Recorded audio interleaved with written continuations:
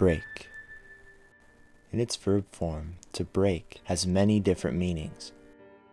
74 different definitions of this verb are currently listed in the Merriam-Webster online dictionary. All of these definitions denote some kind of change from one state to another. Many of them involve a powerful force pushing something into that change, often in a violent manner. So in what way have the films of Andrei Tarkovsky broken movie genres?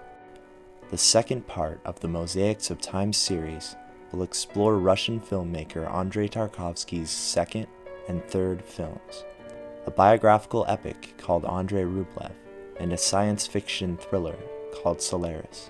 I'll be trying my best to keep things spoiler-free. 1962, Tarkovsky had been married to Irma Rausch for 5 years. She was pregnant with their son, Arseny, named after Andrei's father. Tarkovsky was making his final edits on his debut film, Ivan's Childhood, when he decided to have drinks with a few friends who were helping him complete his film. He was at a loss for what his next project would be, seeking inspiration. One of his friends had an idea. What about making a film about the medieval icon painter, Andrei Rublev? Tarkovsky didn't like the idea at first. The ancient religious artist had become a cornerstone of Russian culture, so the idea of bringing the figure to the screen seemed unfeasible to him. But something about the idea lingered in Tarkovsky's thoughts that night. He carefully mulled over each positive and negative until he decided it was possible. The next morning, he met with his friend and collaborator, Andrei Konchalovsky, who helped to write the screenplay for Ivan's Childhood. Together, they began to write the new film.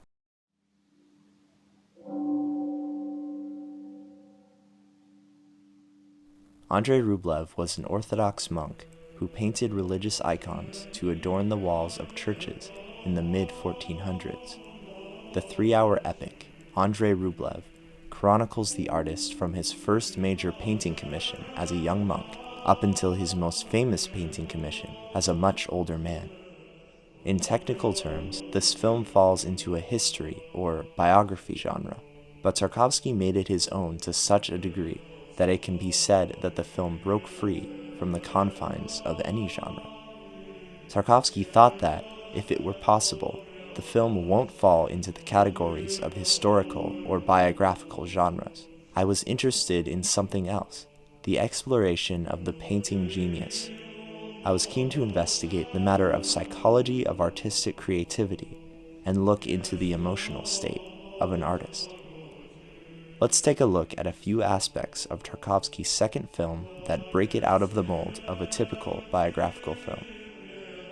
The first thing Tarkovsky and Konchalovsky decided on while writing the script is that they wanted the film to be made up of a series of short stories that collectively tell the tale of Rublev's life, whether directly or metaphorically. A few of these chapters feature Rublev only as a minor character. The first chapter of the film doesn't involve Rublev at all. Tarkovsky took a number of artistic liberties with how characters and historical events in the film were interpreted.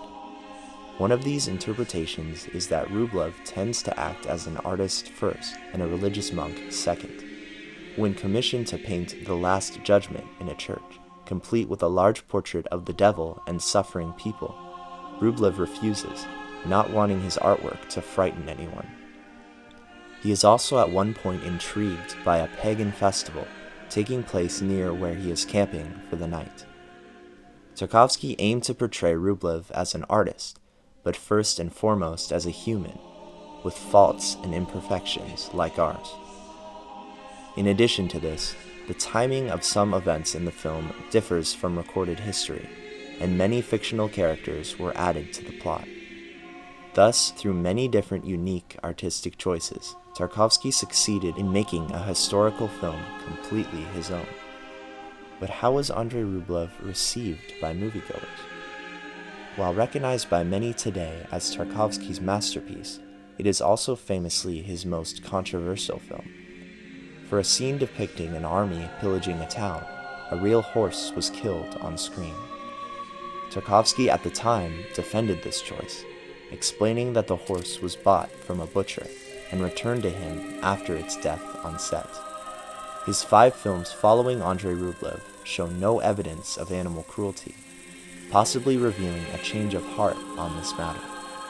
Although this controversy somewhat marred its reputation, the film went on to be considered an all-time great by many.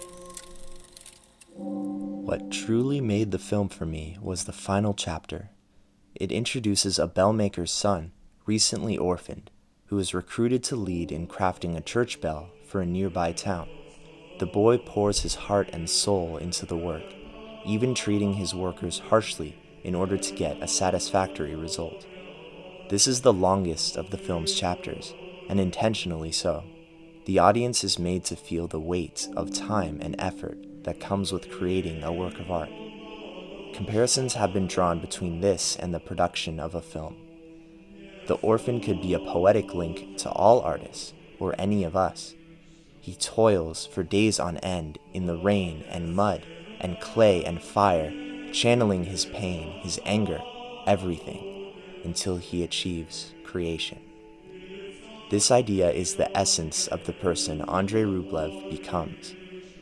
One of Tarkovsky's collaborators expressed that the entire film could be cut down to this one solitary sequence, due to how well it mirrors the purpose of the film as a whole. Tarkovsky's second film paints such a tangible, breathing landscape that flourishes with ingenuity, hatred, love, loss, survival, hope, and purpose.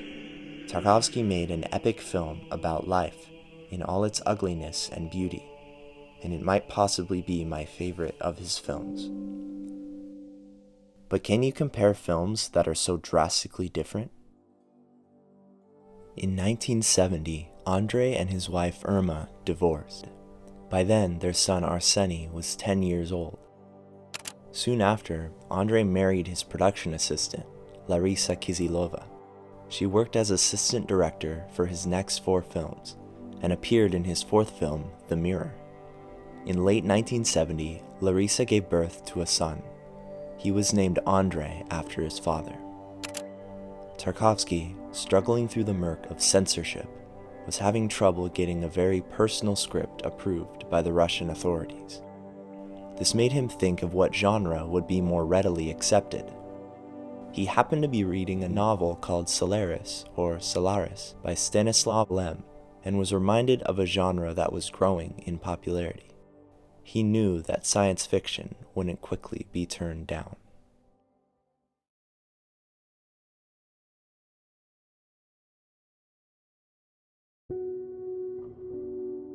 Solaris, an adaptation of the novel, was released in 1972.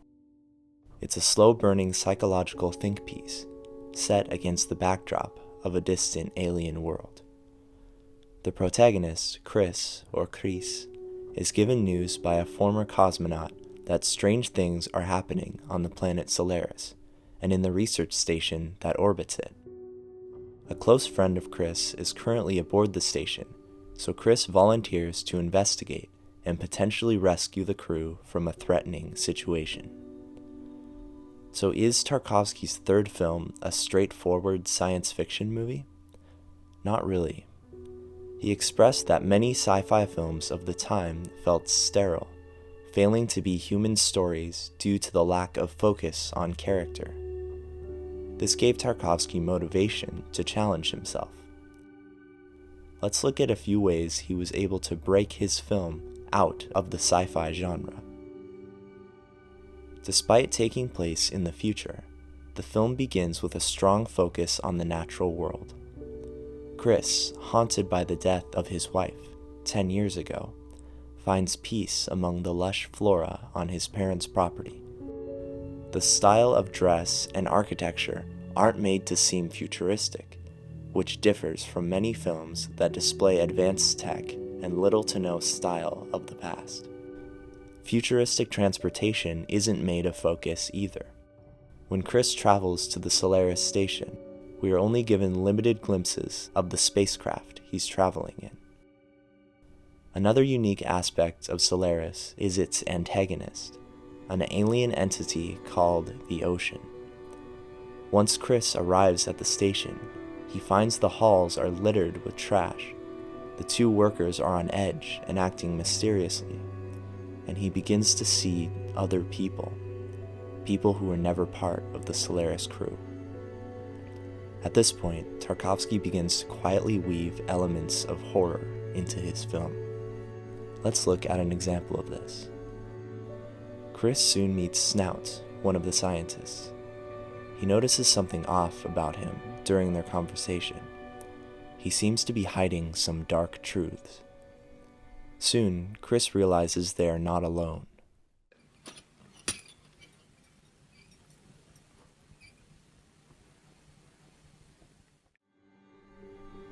These strange sights aren't accompanied by music, nor are there any added sound effects to amplify them. Instead, they're quietly shown to us, often in the background, as if we are just noticing them for ourselves. This makes these sightings feel real and all the more frightening. These beings that appear are each figures from the thoughts of the human crew on the station. The mysterious Ocean is somehow behind this. Soon, Chris meets his guest. His wife, Hari, dead for 10 years, appears while he sleeps. Chris is frightened, yet captivated, as any grieving husband would be. Hari, or the copy of her, doesn't know what she is. All she has are some incomplete memories of Hari's life with Chris, and a powerful need to be with Chris at all times. This situation digs into philosophies of what makes us human, and how humans should treat other sentient beings. The film demonstrates how human feeling can be a powerful thing, while having the potential to leave us vulnerable to attack and manipulation. While still rooted in science fiction, Solaris branches out into many other genres and touches on ideas that weren't commonly discussed in films of the time. How did audiences react to this? The film quickly won many awards and went on to have limited screenings for 15 consecutive years in Russia. About a decade later, Tarkovsky revealed how he felt the film failed to transcend genres due to its need for visual effects and dialogue to explain technological aspects of the plot. Solaris was known as his least favorite of his films, but artists are often their own harshest critic. Solaris has gained traction throughout history as a thoughtful piece of fiction, with unforgettable visuals and a powerful hypnotic rhythm. It's a story of humanity, contrasted with the cold unknown. It's entirely its own film, while still cementing itself among the greatest works of science fiction. Cinema is a mosaic made of time.